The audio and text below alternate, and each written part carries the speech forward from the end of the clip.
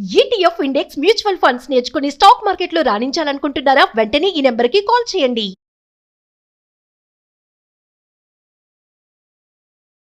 నమస్తే రమగారు. నమస్తే జయ.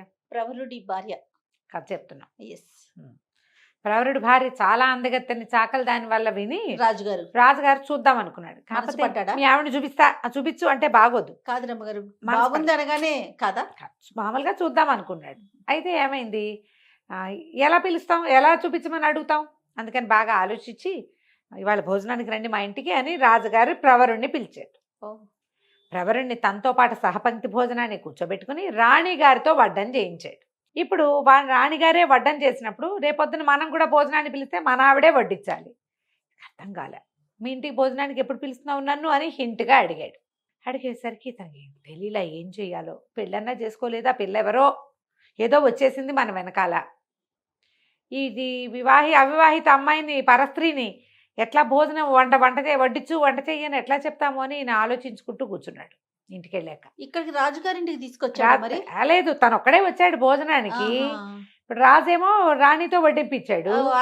అక్కడ మరి ఇప్పుడు మన ఇంట్లో మన భార్యతో వడ్డించాలి. పని వాళ్ళు వడ్డిస్తే బాగోదు.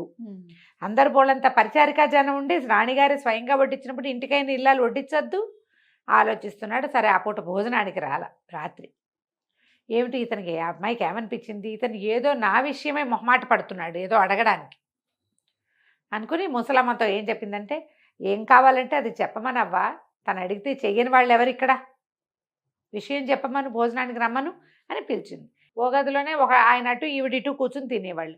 అప్పుడు ఈయన ఏం చెప్పాడు, సరే అవ్వ రమ్మందిగా భోజనానికి రమ్మంది, అమ్మాయి నువ్వు చెప్తే కాదని వాళ్ళు ఎవరిక్కడ అంటోంది, ఏమిటో నీ మనసులో ఉన్నమాట చెప్పినాయినా అంటే, రాజుగారి ఇంట్లో భోజనానికి వెళ్ళాను, వాళ్ళ ఇంట్లో ఏమో రాణిగారితో వడ్డించారు, నీ ఇంటికి భోజనానికి ఎప్పుడు పిలుస్తావో, నువ్వు మంత్రి అయ్యావు అని అడిగాడు.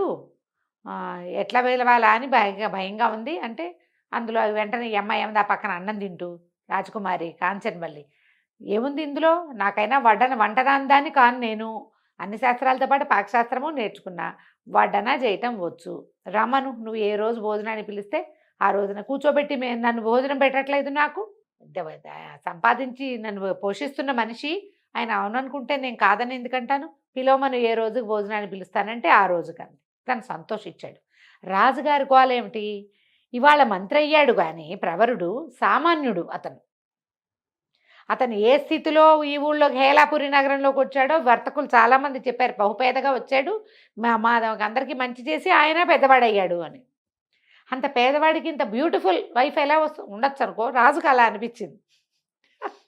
ఆయనకు చూద్దామని అక్కడి నుంచి ఏం చేసింది, ఫలానా రోజు రాజుగారి భోజనానికి వస్తాడని చెప్పారు. ఆ రోజున ఈ అమ్మాయి చేతనైనంత చక్కటివి వాళ్ళ ఊరి వంటకాలన్నీ వండి ఏం చేసింది, చకచకా బట్టలు మార్చుకోవటం ఒక విద్యొచ్చు ఆ అమ్మాయికి. చటుక్కుని డ్రెస్ చేంజ్ చేసుకోగలదు. కొంతమంది చేస్తారు చూడు, నేను 2 నిమిషాల్లో వచ్చేస్తానంటావు నువ్వు. ఈ అమ్మాయి ఏం చేసింది, మొదట రాజుగారికి వడ్డం చేసినప్పుడు జారుముడి లేత రంగు పట్టుచీర కట్టుకుని, సగం మారు వడ్డనకి ఇంకో రకం అలంకారంతో జారుముడి మానేసి చక్కమని జుట్టు పైకి ముడుచుకుని దాని నిండా పువ్వులు పెట్టుకుని లేత రంగు చీర విడిచి ముదురు రంగు చీర కట్టుకుని రెండోసారి వచ్చింది. మామూలుగా అన్నీ వడ్డించాక నెయ్యి వేసేటప్పటి వరకు ఒకటి, కూర్చున్నాక కూరలు పప్పు మళ్ళీ అందిస్తాంగా మారు వడ్డనంటారు. రెండోసారికి ఏమో 2 నిమిషాల్లో వీళ్ళు పరిచయం బట్టి తిని 4 ముద్దలు తిని కూర పప్పుల్లోకి మళ్ళీ వచ్చేసరికి రెండో అవతారంతో వచ్చింది. ఈయన మొదట వచ్చిన అమ్మాయిని చూశాడు, రెండోసారి వచ్చిన అమ్మాయిని చూశాడు. వీళ్ళిద్దరూ ఒకటేననుకోలే రాజు. ఇంటికి వెళ్ళాక ఏమో ప్రవరుడికి ఒక భార్య అనుకుంటున్నాం, కాదు 2 భార్యలు చక్కటి చుక్కలు అనుకో, ఇద్దరును పోనీలే. ఒక అమ్మాయి ఒక రవ సన్నగా ఉంది, రెండో అమ్మాయి ఒక రవ స్థూలంగా ఉంది, చక్కగా ఉన్నారు. ఎందుకంటే లేత రంగు చీరల్లో అంత సన్నగా కనపడరు, ముదురు రంగు చీరల్లో స్లిమ్గా కనిపిస్తారు.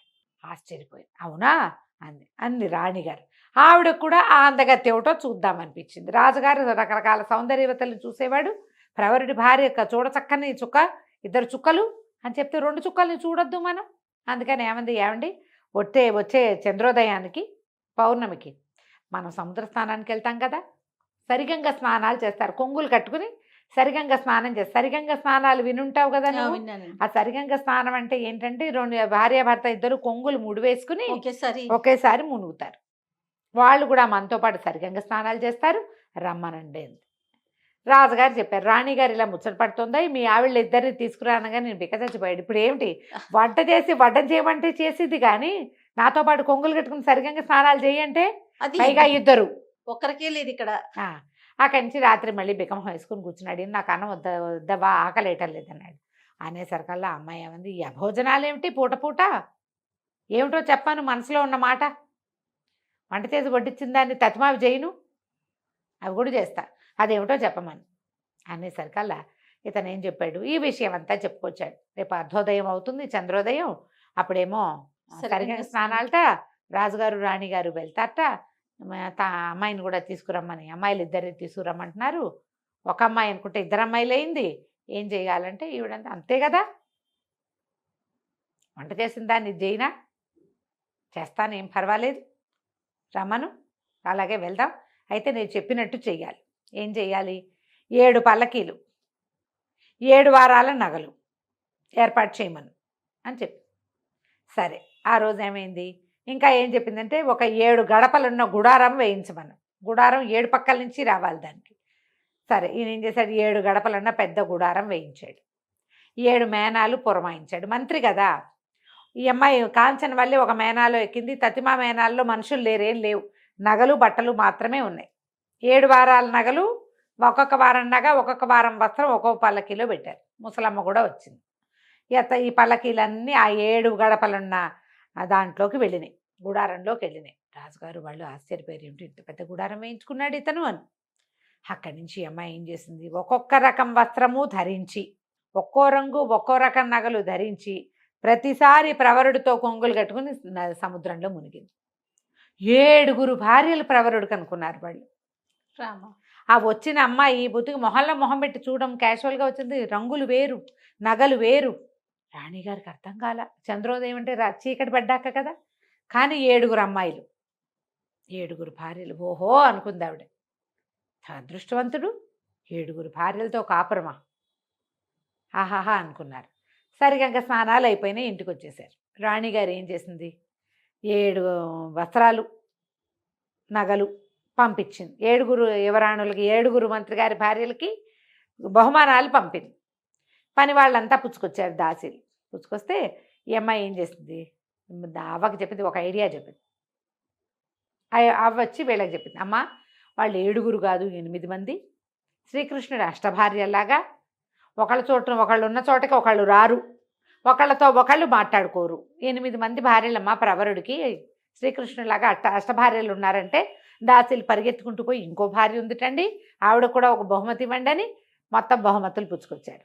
ఈ అమ్మాయి 8 సార్లు 8 రకాల బట్టలు కట్టుకుని, 8 రకాల తల మేకప్ చేసుకుని, 8 రకాల కంఠాలతో మాట్లాడి 8 బహుమతులు పుచ్చుకుంది.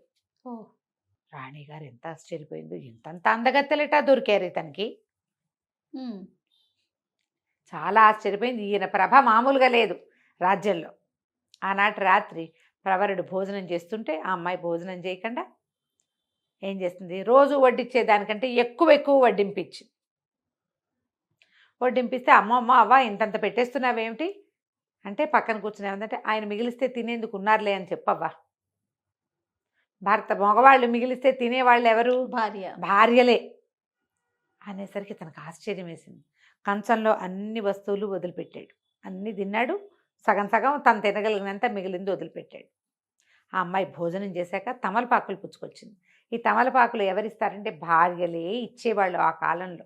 మామూలుగా రాజకుమారులకి వాళ్ళకి తాంబూల కరండ వాహిని అని ఈ తాంబూలం పుచ్చుకు తిరిగేందుకు ఒక దాసీలు కూడా ఉండేవాళ్ళు.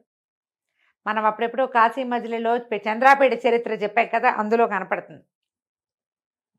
అయితే ఈ తాంబూల కరండం ఎవరిచ్చినా కూడా వివాహం అయిన తర్వాత భార్యలు తాంబూలం ఇవ్వటం అనేది ఒక ప్రత్యేకమైన ఆచారం. మన ముందు తరాల్లో కూడా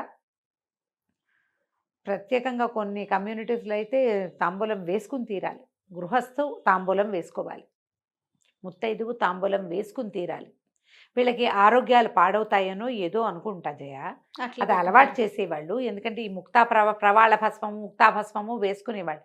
కాల్షియం అవి డెవలప్ అవుతాయి. తాంబూలం వేసుకోవటం ఒక విలాసమైనప్పటికీ వివాహానంతరం గృహస్థు తాంబూలం వేసుకోవాలి, ముత్తైదు తాంబూలం వేసుకోవాలి అనేది నియమం. అయితే తాంబూలాలు పుచ్చుకొచ్చింది. తాంబూలం పుచ్చుకొస్తే ఇతను అడిగాడు, తాంబూలం కూడా తెచ్చావు, మనం వివాహం చేసుకుందామని నీ ఉద్దేశం అని. అడిగితే ఈ అమ్మాయి ఏమంది, మీ భర్తను వెతుక్కుంటూనే నేను వచ్చాను, నాకు తెలియలేదు నేను భర్తతోటే వచ్చానని. మణిపూసను చూసి నేను గాజు పూస అనుకున్నాను, చాలా దుఃఖించాను మొదట. కానీ మీతో వచ్చినా కూడా ఒక మగవాడు ఆడదాంతో ఎంత అవజ్ఞగా అయినా ప్రవర్తించవచ్చు, నువ్వు అలా ఉండలేదు. నా పోషణ భారం మాత్రం నువ్వే వహించావు. భర్త వచ్చడానికి ఇంతకంటే పెద్ద అర్హత ఏమిటి? నేను ఆ నగరానికి రాజకుమార్తెనైనప్పటికీ భర్తను అనుసరించి ఉండాలనుకున్నా. అతను నాకంటే అధికుడై ఉండాలి, తెలివితేటల్లో ఎక్కువ విద్యలో అధికుడై ఉండాలనుకున్నా. అవన్నీ నీ దగ్గర ఉన్నాయి. మన వివాహం అయినట్టే, నేను నీతోటే ఉన్నా. మనం సాంఘికంగా వివాహం చేసుకోలేదు కానీ ఎప్పటి నుంచో నీకు భార్యగానే ఉంటున్నాను నేను అని చెప్పింది. సరే, ఇతను ఏమన్నాడు, ముహూర్తం పెట్టించుకున్నాడు పెళ్ళికి. రాజుగారికి చెప్పాడు, నేను వివాహం చేసుకోబోతున్నానండి అని. రాజు తెల్లబోయాడు, అదేమిటోయ్ 8 మంది భార్యలు ఉంటే ఇంకా వివాహం ఏమిటి నీకు అన్నాడు. కాదండి, ఆ 8 భార్యల వేషాలు వేసిన అమ్మాయితోటే పెళ్లి చేసుకోబోతున్నాను, ఈవిడ ఫలానా నగరపు జయంత నగరపు రాజకుమారి, ఇలా జరిగిందని మొత్తం చెప్తే రాజు ఆశ్చర్యపోయాడు. ఎంత చతురత ఉంది నీకు, మంత్రిత్వంలో చతురత ఉంటే అమ్మాయికి భార్యాత్వంలో చతురత ఉందోయ్, చాలా అదృష్టవంతుడివి అని ఈ కథ అంతా రాణిగారికి కూడా చెప్పాడు. వాళ్ళంతా చాలా ఆశ్చర్యపోయారు. తర్వాత హేలాపురి నగరంలోనే వివాహం చేసుకున్నారు. ఆ తర్వాత జయంత నగరానికి తన పుట్టినింటికి భర్తతో సహా రాజలాంఛనాలతోటి వెళ్ళింది ఈవిడ. తండ్రి వెతికాడు బోళ్ళు సంబంధాలు, ఎక్కడా కుదరలేదు. అదే మరి ఇక్కడికి మంత్రిత్వంగా చేసినటువంటి యువకుడిని వాళ్ళు రాజుని చేసుకున్నారు. రాజకుమార్తె భర్తే రాజు, నాతో సరితూగేవాడినే పెళ్లి చేసుకుంటానని ఆవిడ అనుకున్న మాటకి జరిగిన అలాగే న్యాయం చేసుకుంది. కథ కంచికి మనం ఇంటికి. నమస్తే. నమస్తే.